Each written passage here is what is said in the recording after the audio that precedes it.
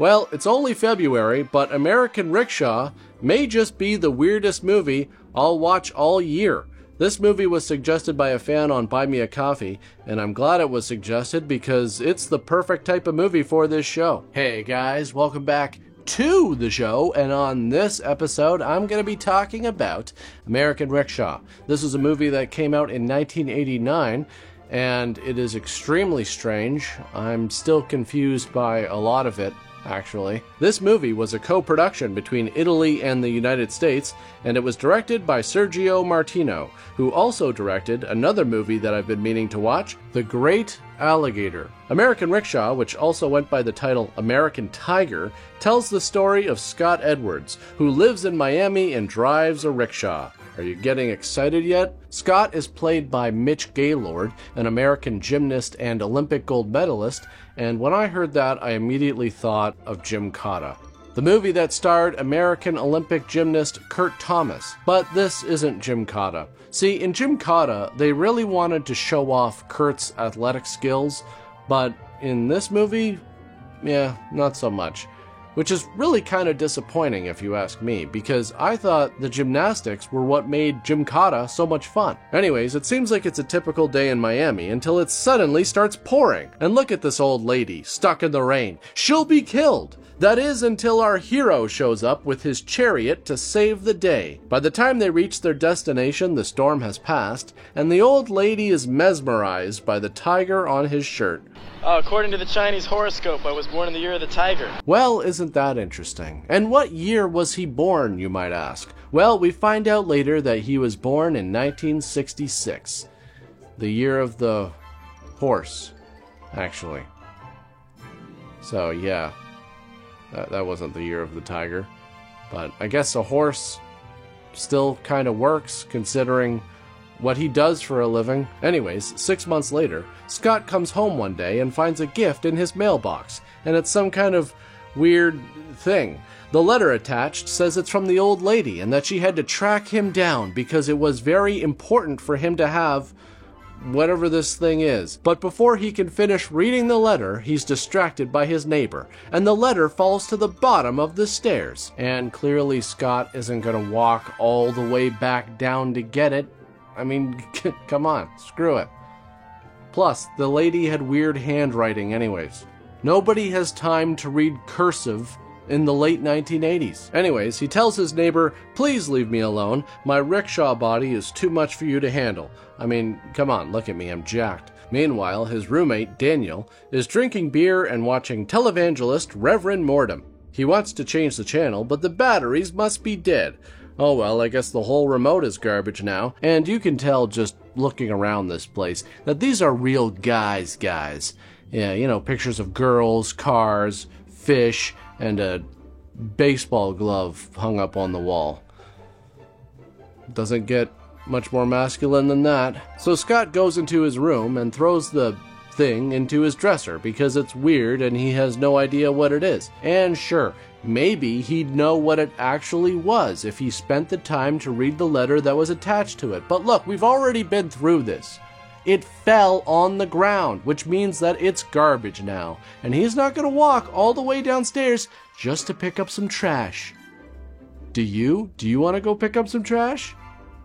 Yeah? Okay, well you go right on ahead, Trashy. But on the other hand, the lady went to all that trouble to send you that thing, Scott. Don't you at least want to know what it is? Could be worth money, which you could then use to buy another baseball glove wall mount. Anyways, that night, a stripper named Joanna, but I'm not judging, by the way, that's just what the character does for a living. I'm just saying. She gets out of a cab and starts looking for a rickshaw ride, which you might think is weird. I mean, why not just take the cab to wherever it is you need to go? Well, some people enjoy paying to watch others endure manual labor to transport them somewhere. It's the fact of life. So he takes her to her destination, which is a boat. And she's like, "Hey, do you want to come in and have sex?" And he's like, fine. And don't you see what's going on here, Scott? She's trying to distract you with sex so that she doesn't have to pay you for the rickshaw ride. It's the perfect scam. She probably does this all the time. She's probably getting free rickshaw rides every day. Okay, that might be a bit high. Once a week. At least. So they start getting it on, and I don't know. I'm sorry, maybe it's just me, but I don't feel like there's a lot of privacy there. It seems like anybody could just hop aboard the boat and then just walk in during the bang. I once had an idea for a sign that you could stick on the back of your boat that said, if this boat's a-rockin', that's because it's a boat. What did you expect? It's on the water, it's buoyant, there's gonna be some movement. Seriously though, leave us alone, because there's a good chance we're engaged in activities that you don't need to be privy to. I'm not saying that we're having sex necessarily, we just like our privacy, so please respect that. But everybody told me that no one would buy a sign that long. Anyways, Scott hears something, and it turns out that a man who's missing a thumb is in the bathroom videotaping the sex through a one-way mirror. Don't you hate it when that happens? So there's a big fight, which includes Scott pushing the guy against the wall multiple times, and then throwing his necklace out the window. How you like me now, necklace? Joanna leaves and Scott goes to put his shoes on, but he steps on some broken glass. Oh no, could this spell the end of his rickshaw career? But then he realizes that he should take the videotape. You know, you can't just have your bare ass out there. But the pervert thought about that, and at the last second, he switched the tapes. So the tape that Scott takes isn't the right tape. You following? So he goes home and Daniel is like, oh boy, I can't wait to watch this homemade porno of you, because that's not weird at all. And look, I can understand Scott wanting to watch the tape. I mean, you might want to see, maybe the guy got some good angles, I don't know. But you don't want to turn it into a screening with your roommate. That's just going to be super awkward. Hey, he's gonna start critiquing your technique, and it's like, dude, I don't take notes. But as we all know, it's the wrong tape. This tape just has the guy without a thumb talking about the key on his necklace, but they can't hear what he's saying because the tape is damaged. So Scott goes back to the boat to get the real tape, but he finds that the guy with no thumb has been murdered. Probably by this mean-looking dude sitting in a car across the street. By the way, this whole time, the old lady has been hanging out in her apartment, which is full of a bunch of crazy shit, and a cat, as well as a cobra, and she's just been, I don't know, getting high, I guess. Suddenly, she starts spinning around like, ah, and this causes a bag of crackers to ignite, and before you know it, the whole boat is on fire. Scott manages to get out of there, and he eventually goes home, where he tells Daniel the whole story, and Daniel's like, okay, but did you get the real videotape? I've been waiting for like an hour. I made popcorn, but it's cold now, which most people don't mind, but I like it to be piping hot. So Daniel takes the videotape and he's like, this is the only thing connecting you to the dead guy, so we're going to get rid of it by putting it in the oven. And you're probably thinking, aren't there other ways to get rid of the tape? Well, yeah. But this way, you get to destroy the evidence, plus fill the apartment with the delightful aroma of burning plastic. And who doesn't love that? Turns out the guy with no thumb was Jason Mordum, the son of Reverend Mordum. Donald Pleasance plays the Reverend in this movie, and that might actually be the most confusing thing of all. Why he agreed to be in this movie in the first place. So anyways, the hitman starts watching the videotape, but obviously it's not the tape he was looking for, so now he's looking for Scott because he must have the other tape. And I hope that you're all paying attention, because this is exactly why you shouldn't become a rickshaw driver. Because one of the risks is that you might get tangled up in a murder investigation because some guy with no thumb has a weird fetish where he likes to record people having sex on a boat without them knowing. And really, this whole thing is his fault too. I mean, if you want to record people having sex on a boat, fine, just be upfront about it. What's so hard about that? Just sail around and ask random people, hey, do you want to get paid to come on board and have sex on this boat on camera? And then who knows, maybe it becomes a super popular adult video series and you call it something like The Bang Boat and it makes a bunch of money. But no, he had to be weird about it instead. And look where it got him. Yeah, dead with his head in the toilet. Do you want that? Do you want your dead head in the toilet? Anyways, the next day, Daniel is like, hey, check it out. The dead guy had the same birthday as you. Isn't that weird? So Scott's like, all right, I gotta get out of here. And that's when he sees the note, which really is garbage now, and he starts reading it, but then he's like, nah, this is boring. Somehow the hitman just knows everything about Scott. He knows where he works, where he lives. He even finds the remains of the VHS tape in the oven. I guess they just never cleaned it out. Then he wants to search the place, but there's just one problem. He's always had a hard time opening drawers. Cupboards are no problem, but drawers he just can't seem to figure out. But once again, the old lady is able to just start a fire inside the apartment, and I have to say this is a pretty effective way to get rid of an intruder, if you don't mind destroying all your shit. So the cops start an investigation, and they notice that the dresser is the only thing that wasn't burned in the fire, and they're like, wow, this guy really had a thing for tiger shirts. The hitman goes to pay Joanna a visit at her house where she hasn't even gotten out of bed yet, and I can't blame her. I mean, look at that bed. That bed looks like it was designed so that you'd never have to leave. And he's like, hey, I need the key that was on the necklace of the guy who was missing a thumb in the boat where you were having sex with the other guy. So you're going to accuse the other guy of killing the no-thumb guy so that he comes out of hiding because I think he knows where the key is. And if you don't, I'll make it so that you never get milk delivered to your door ever again. And that will be pretty inconvenient. Scott sees the news report, so he's like, ah, crap, I gotta hide from the cops. I'll just run on the highway. That won't attract any attention. So Scott's pretty pissed off because nobody likes being accused of murder. That's no fun. So he hides in the back of Joanna's car because he wants some answers from her. You scream, I swear to God I'm gonna stick you with this thing, alright? I found it in the gutter. I'm sure you're familiar with AIDS. Of course, I'm not saying that AIDS is in this needle. You know, it doesn't really work like that. I'm just saying that there's all sorts of bad things that could happen to you if I stick you with this. Because it's very dirty. So even if you don't contract a disease, at the very least, you're going to get dirt and somebody else's germs inside of you. And nobody wants that. It's really dirty. In fact, I'm a little nervous just handling this without any gloves on, to be honest with you.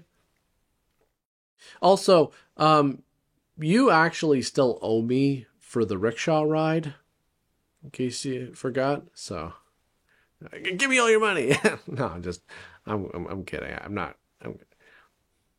Seriously though, I do need the money. So a bunch of stuff happens, and then Joanna starts telling Scott that the hitman is looking for the key, and somehow the old Chinese lady can hear all of this, but I'll get to that soon enough. Scott then realizes that he knows where the key is. It's in the water! No problem, I can swim. How hard can it be to find a key in the bottom of the marina? And believe it or not, Scott finds the key, but then the hitman beats him up and takes it. 121 Government Center Station. I mean, why would you say that out loud? This guy doesn't even know what the key is for, much less where to use it. I'm sorry, that's just really bad writing. Hey, how do we get the main character to eventually know where to take the key? We'll have the bad guy say, ah yes, this key that unlocks the locker at this exact location. The hitman is about to shoot Scott, but suddenly he starts seeing the cobra, and he's really scared of snakes, so he just can't perform under pressure. Obviously would never make it in the bang boat industry. So Scott somehow just knows how to get to the old lady's apartment, and she's like, hey, okay, so here's the deal. I'm actually a Chinese witch, and you see that bed over there? Yeah, okay, so a long time ago, I was banging some dude on it, and he was into some really weird shit, and it turns out he was actually a bad guy, and he just wanted my power, so he opened that glass bubble over there and took what was inside, which was a sculpture in the shape of a boar, because, you know, it was evil. So for some reason, that caused me to start losing my immortality and look really old, even though I'm not actually old. I really have no age. So don't you see? It all makes sense now. Both Scott and Jason, the guy with no thumb, were born on 6/6/66, which is the day of maximum power, the high point in the year of the tiger, even though it wasn't the year of the tiger.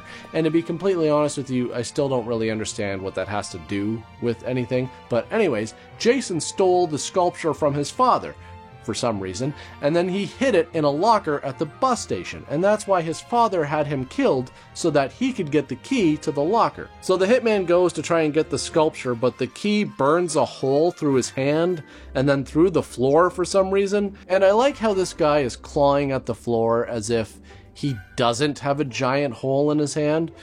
I don't know, something tells me that would be really painful and would probably cause you to lose some strength in your hand. you know, because there's a giant hole in it. So the Reverend goes to the old lady's apartment to finish the job, but there's a bunch of smoke, so he leaves. Anyway, Scott gets the sculpture, and then there's a big chase, and the hitman just gets smoked. And then the Reverend is trying to conduct a sermon, but he's interrupted by some bad acting. It's pointless, Samuel. This is the end. Suddenly, he starts oinking like a pig, and then, I don't know, I guess he dies and turns into a boar because he was the devil or something. Now, would I recommend this movie? Maybe, but only if you're really into bad movies. Otherwise, you're not gonna get anything out of this. It's one of those movies where I'm actually really surprised that it got made because it's just so bizarre. It's very confusing. There's so many questions that I'm left with in the end. There's things that still don't make sense to me. Again, probably the most confusing thing is why Donald Pleasance agreed to be in it in the first place. I want to thank all of my supporters on Buy Me a Coffee, Patreon, and my YouTube channel members. I want to thank all of you for tuning in once again. But that's pretty much it for this one, and I'll see you all next time. By the way, when I said I'm sure you're familiar with AIDS, I wasn't saying that because you're a sex worker. I was saying that because, you know, people have been talking about AIDS a lot this past decade. You know, it's been kind of a hot topic. By the way, what car is this? Because these seats are very uncomfortable. Before you got here, I was back here for like 10 minutes trying to get in a good position. And it's just like, ugh. So the next time you're out shopping for a new car, may I suggest that you take a seat in the back just to get an idea of how it feels? Do you ever do that? Because I do. Every time. Because I know that even though I'm not going to be sitting back here, I think it's important to keep in mind the comfort of others. Which obviously you didn't do when you were buying this car. And that's fine. You know, just something to keep in mind for next time. Or maybe there won't be a next time. No, I'm just kidding that. So the old lady is a witch and she can just hear everyone and you know, she just knows what's going on. I wouldn't really be cool with that. I mean, again, how about some privacy? I just went through half of the first page before I realized I wasn't even recording. So, that's always fun. If anybody can't tell, I'm being sarcastic.